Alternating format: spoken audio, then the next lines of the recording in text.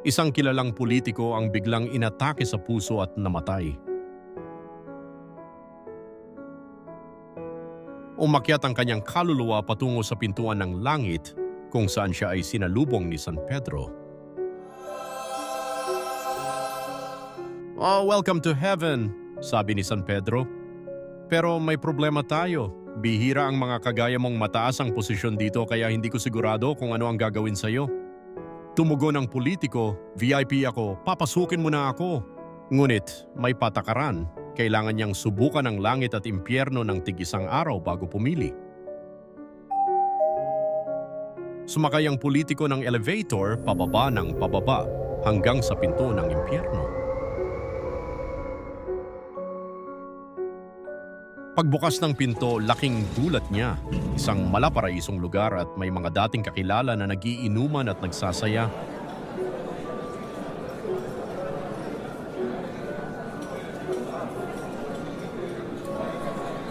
Tuwang-tuwa ang politiko.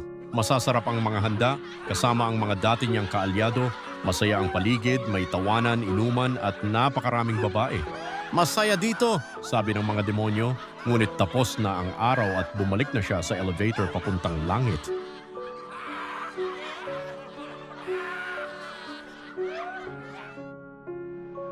Ngayon sa langit, simple at payapa ang paligid.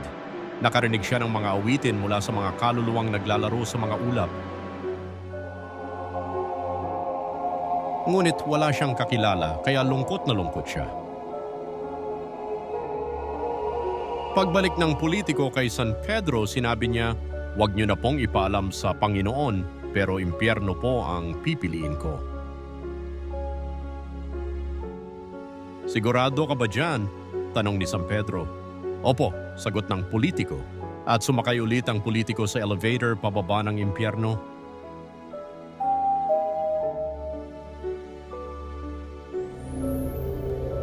Laking gulat ang politiko pagbukas ng pinto ng impyerno. Nag-aapoy na paligid, mabaho at madaming umiiyak.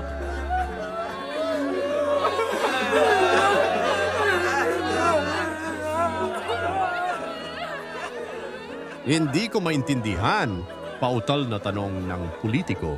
"Nanggaling lang ako dito kahapon, maraming pagkain, masaya tayo at napakaganda ng lugar na ito. Anong nangyari?" Tiningnan siya ng ngising asong demonyo at sabay sabing, Para kang di politiko. Siyempre kahapon nangangampanya kami. Nakaboto ka na. Simula na ng kalbaryo mo.